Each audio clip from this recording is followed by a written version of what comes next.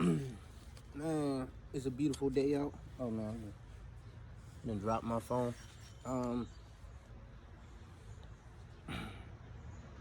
Feels good to be outside. I just wanted to come out and talk about Modern Nobility. I don't talk about the podcast as much, but as you can see, I promote it all the time when I'm posting my yellow and blue symbol colors for it, or for the logo itself. So you'll see it in the top corner. It's just like a crest that I made with my last name. But Modern Nobility, I woke up this morning, I wanted to hop on real quick because I had 57 plays. And I'm like, I don't even promote it like that, but I left it on the platform for Anchor and Spotify. That's my two platforms for that everyone goes on there and listens to. I'm not sure, I gotta look up exactly and see which one's more, if it's through more Android listeners or more Apple, but that's the two platforms, Anchor and Spotify. And I got 57 plays, and I believe there's about 7 different countries that are tuning in, and I just wanted to give y'all a shout out. Appreciate y'all for taking the time to listen to my words of wisdom, or just listen to some of the books that I talk about. Maybe me talking about mindset and investment, just something to get you to the next level, right? So I got United States number 1. That really just makes up like majority of all my listeners. We're gonna talk about Thailand. Thailand's number 2. Let's go. I'm gonna drop all the flags in the bottom. Spain, we got Mauritius. Hopefully I pronounced that right. Definitely want to come out there and visit it one day. Colombia, we got Germany, and then United Kingdom. Those are my top, that is 7 countries. Yep, top 7 countries, and I got 57 plays. And I'm gonna drop this on there too, because there's something I want to talk about as well. But I think I'm on like this is probably episode 21 where I'm gonna drop this on there. And essentially, I remember someone told me a long time ago, I can't remember exactly who the person told me, but like I said, I'm a sponge, so I soak up everything, and I hold on to those memories because there's always a defining lesson in them. And that's why I try to find those moments to hold on to, because they're gonna teach me something for the rest of my life. We got a little bird in the corner, but anyway, so they're gonna teach me something for the rest of my life. And essentially, someone told me that if you don't see that person in your life, like that role model or that figure, that father figure, whoever it might be, you might have to create it. You might have to become it. So, I didn't grow up with a father for reasons that some people know about, some people don't. But that's for a different video. But basically, I didn't grow up with a father, so I was like, I gotta be that father figure that I want for my children when I have them in the future. So I just basically became a father. In my mindset, I became the image of what I would have wanted for a father, so I could replace the gap that I didn't have. You know what I mean? So, and that's what the person told me. They said, you need to become what you want. So, like for anything in life, if you want to be successful, you need to mirror that person of success so that you can be them. That's why mindset is 100% everything. Like, my mindset changed my whole life. I would have been still working in Shake Shack back in 2000 and I don't even know, 14, down 22nd in Sampson. And no shade, I love the people that I worked with, but I knew I needed more in life than working at a fast food restaurant that was more on the healthier side, though, because it's more farm to table. But I just knew that I was worth more than that $8-9 an hour.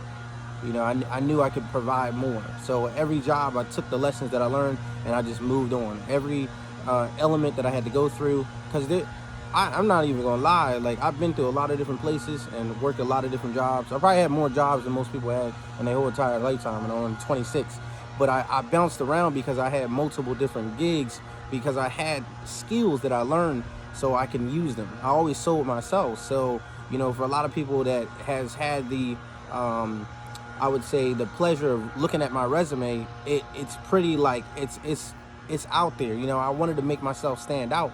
So, I made it the most fanciest resume I could to give a description about me to make me stand out in front of all the applicants. So that's why I always got a job no matter wherever I went. And that was just one of the skills that I learned with messing around with Canvas and different platforms like Adobe and just editing tools. So I taught myself those skills.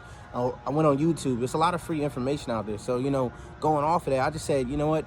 No matter where I worked, all the jobs that I went to, there was always some kind of level of respect that wasn't given. There was always someone trying to talk down to you, someone trying to disrespect you, someone trying to demean you in a way or belittle you. And you know what? I ate it and just kept pushing, because that negative energy I didn't need in my life. I needed more positive things. So I took the outcome of the people that I worked around, the lessons that I got to learn, the hard work that I put in, the structures, work ethic, all those things, so that I can move on to the current position that I'm at now. All those jobs taught me what I know now.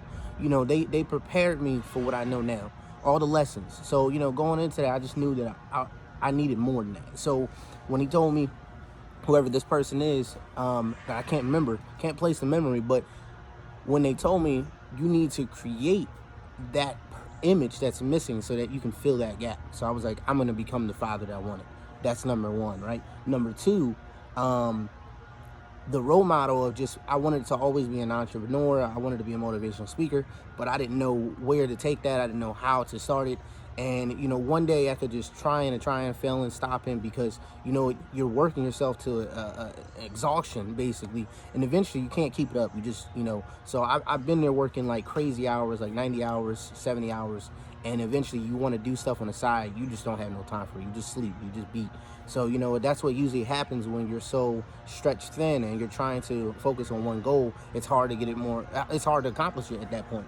So for me, he was, for me, the second person that I needed in my life at that time, that I wanted, that I didn't have, was that mentor, that person that had went through all the things and made it on top, became champion, of their mountain, their Olympia, right? And I was like, that's the person that I missed in my life, that I wish that I had access to at a younger age, that could have projected me further than where I'm currently at. But I took every lesson I had, all the people I got the chance to just be in a room with, just to like ask them a couple questions. Some people are just afraid to put themselves out there, but you got to start somewhere. This is me starting somewhere. I started somewhere in my room, somewhere filming, recording. That's the lawnmower in the background. But anyway, I started somewhere, and it didn't matter, because I said I'm making the effort to just continue through, no matter wherever the destination leads me. That's how you become successful. And then, my course, I just kept pushing. It was just one goal after another goal that I set. Maybe I made a 5-year plan, a 10-year plan. And I just kept staying on that course until I was able to accomplish it. I manifested. I wrote it down every day. I put things in place in front of me to visualize what I was expecting to see, what I was going to gain. And I just remember one lesson. I never forget it. I'll say this. So I posted a video last night talking about, I bought a Mercedes when I wasn't even 21 at the time. And I actually got a CDL license. I got a commercial driver's license at about 20. And I did that in about less than 2 months, I believe, if I remember. And I was driving tractor trailers for about a couple of months. So I did some crazy things at a young age. When I was telling people, I was like, I was driving tractor trailers. They were like, what? You were driving tractor? How'd you do all this in such a short amount of time? I said, I took a risk. I put myself out there. I tried something. It didn't work. Keep moving. Or maybe, and then some people will say, well, you just didn't give it your 110%. Sometimes you have to just cut your losses on certain things if it's not what you want to do, if it's not your purpose, if you just don't really feel it, if it's not really, natural to you 100% into your core. Maybe you're just there to learn the lessons and get your money and move on to the next destination in your life, the next chapter. So, I had to close the chapter on that book, just like I closed the chapter on my culinary field. But I still got dreams for one day to have a food truck. Now, will I be in it, working it 100% of my time? Probably not all the time, but I have a dream of just creating that. That's just one of my goals. So that's on the bucket list. It's in there somewhere, to the side. I put it on the shelf. So I'll come back to you. I'll chat with you later about that. And, for that, yeah, I was driving tractor trailers for about a couple months. Well, learning how to drive them. And then I was working with this company called CR England. And this was up in like Port Richmond in Philadelphia. and I went there every day. I had left like 2, 3 jobs at the time to go do this, so it was very risky, and I was changing my whole career. So I took a big risk. I got out of college. I was in my bachelor's program, and I just had realized at the time I didn't need a bachelor's degree in culinary arts to do what I was going to do. And that was my goal at the time, at 20 years of age, after graduating, prior 6 months before, and then now working still in the industry for at least another year after that, basically. So it was just like 19. It was because my schooling was about a year and a half, and I started like right before I turned 19. So by the time I was like 20 and a half, then I left, and I was still working in the field for a good minute after I graduated high school. So I had about a good 6 years altogether with training, school, and actually working in the field. And some people, like I said, some people say that you didn't give it your 100%. You didn't try everything you could. But sometimes some things are a sinking ship idea, and you just need to let go of it so you can make way for your next purpose. I look at all the famous celebrities that you hear the stories about, that they were living in their car and they lost everything, and somehow, some way, they got up on the stage as a comedian, or they were in the right place at the right time, and they just kept trying after failing, and they just got in the right person's view, just a window for a quick second for them just to see them at their lowest moment, but they delivered their elevator pitch, just 100% authentic to them, and they got the role, or they got the part on the stage to go back and perform day after day, and it became this famous celebrity. Like, one example, like Steve Harvey. Look at his story. Look at Jim Carrey. Look at all these people that were living in their cars, some of them multiple times, to get to where they need to be at. So I just said, I'm gonna take a risk. I'm gonna leave my whole career. I'm gonna drop this. I'm gonna try this for a little bit, see if I can make some money with it.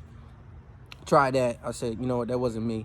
I didn't want to be on the road. I was working with the company CR England. They sent me out to Harrisburg, and I was out there, and I was like, okay, let's see what's going on. And I was there with a couple guys, and some of us were just like sitting there at the table when they were about to have us sign this contract, when they told us before we were going to get paid $1,200 a week. So you're like, I'm thinking in my head, I wasn't making that kind of money before that, working 3 jobs. So I was like, wait, $4,800 a month? I can really say that and invest it in a way. And at that time, at 20 years of age, that's the mindset I had. So now 26, now being able to actually start doing that. I created a business when I turned 25, and now I'm almost, I'm 26 and a half now. So I don't know if we do halves now, but anyway, but I made that business back in 2019, and I've been working on trying to fund it to get it off the ground, because real estate in my mind is not the easiest field to get into, but if you got to have some money to get in there. So I didn't want to 100% risk my whole savings to jump in. I wanted to have some money set aside so I can just try to rebound and make sure the learning curves, but just to do it right.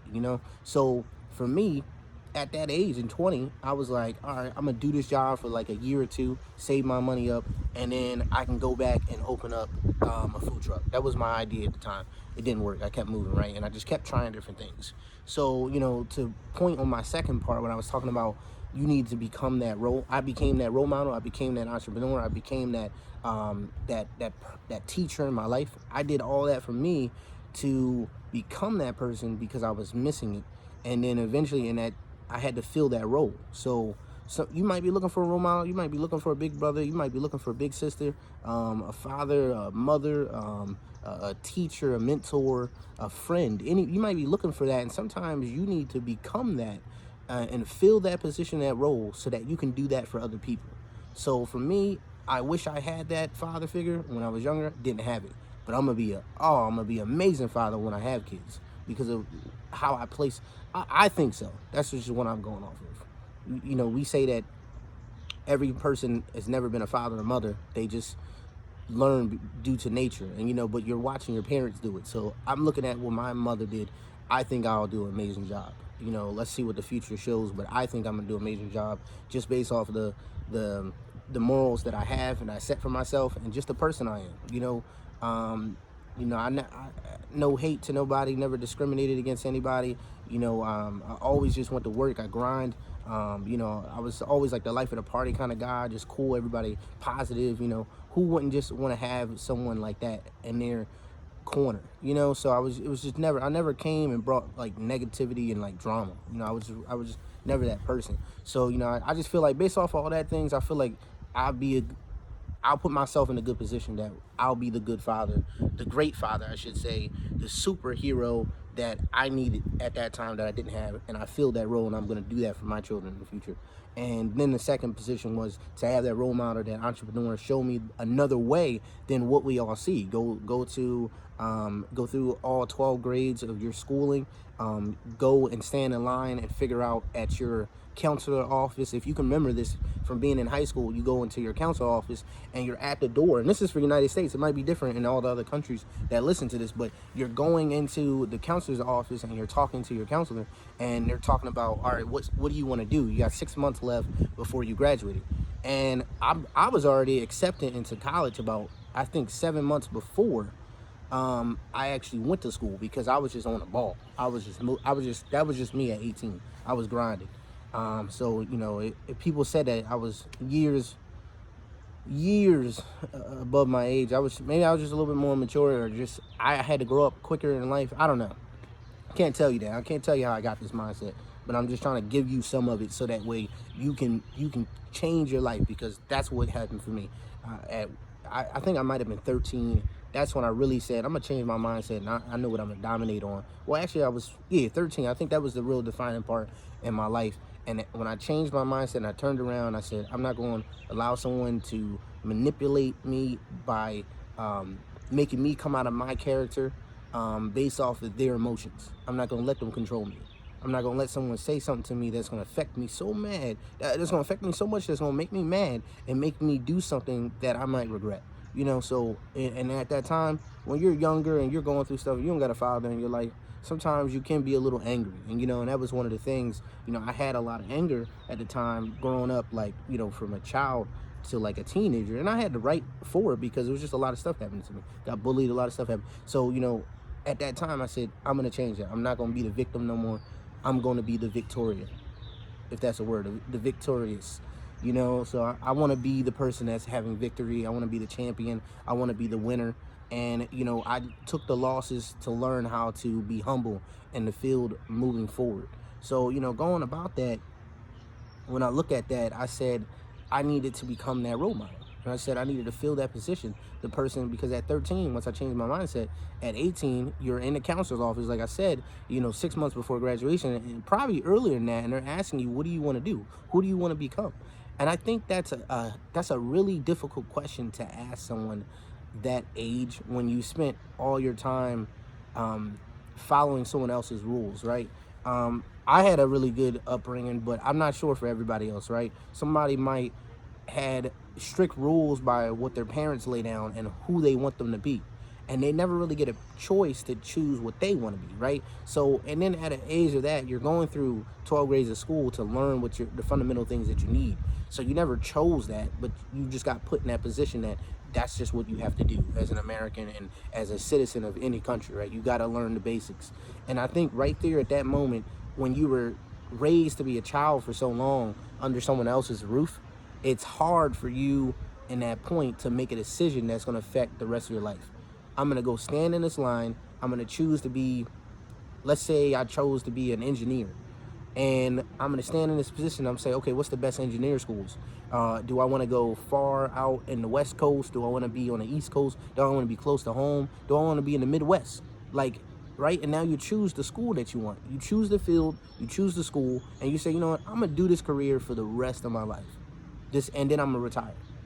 I think that's a lot for someone at 18 of age to make that decision. So I think I can't tell you this, the stacks on how many people have not found the thing that they wanted to do in life out of the percentage. It could be 60% of Americans from here. It could be more than that. People that are just jumping around different fields trying to figure out what they want to do. And I know at that age, that can be a lot for someone to ask them when they've been under someone else's rule in someone's house and being, you know, scoped by another person to give them maybe, hopefully, the lessons that they never had as a child and they're trying to give to their kid. But at that point, you got to ask them, what do you want to do for the rest of your life? You're sitting in that line in the counselor's office waiting, trying to figure out what do you want to do. And over the last probably 2 years of you being maybe 16, you're trying to, you know, fall into that position. And I went to a trade school, so it was a little bit easier for me because I knew I loved cooking, so I said, I can make money with this, and I knew I wanted to travel, so I chose a job that would allow me to do that. Try to make money, do the passion I love, because I love food. I love exploring different cultures, and that's what really birthed me to travel. That's I have a travel series called The Wanderer's Edge. Go check it out. It's on my Instagram. It's on YouTube. I haven't posted that much about it right now because the pandemic kind of just like a lot of stuff happened on there. That's for another day, but it's coming. It's coming. Just don't lose hope on that. That's coming. That's something that I had to put on the shelf once again, but it's okay. You got to take back steps so that you can look at your target more clearly. That's a quote that I wrote. So, and just look at that. Sometimes you got to take baby steps back just so you can look at things a little bit more clearly, and then see that how you can execute that action so you can get there. And so for me, I knew, like, basically since 13 that I wanted to be a chef. I wanted to be a world-renowned chef, and like Gordon Ramsay and Marcus Samuelson and Julia Child and Chef McManus. I mean, I can go on a list. Iron Chefs. I can go on and on. Bobby. There's so many different chefs that at the time that's all I watched. Cooking shows, bakery. I was a fanatic. That was everything. That was my life, 24/7. And to know that I didn't end up going down that road, and I didn't pursue it to where I'm spending 15, 20 years of my life doing that. I realized in the beginning when I was doing that career and that job, it wasn't where I wanted to be. It wasn't like the place of work wise and what I was trying to do.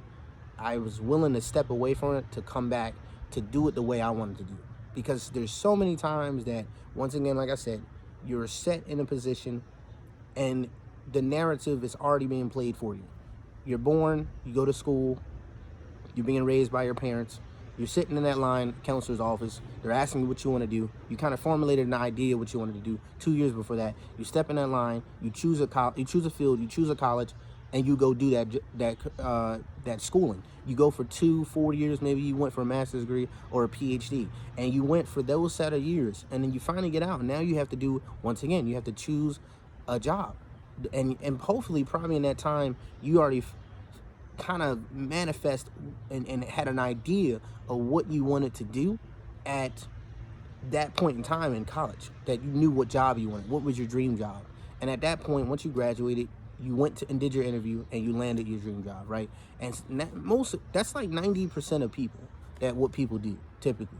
The other 10%, and like early on, kind of like are trying to like get out of that norm and say that there has to be another way. Where's the school for where I can line up for and learn how to be an entrepreneur?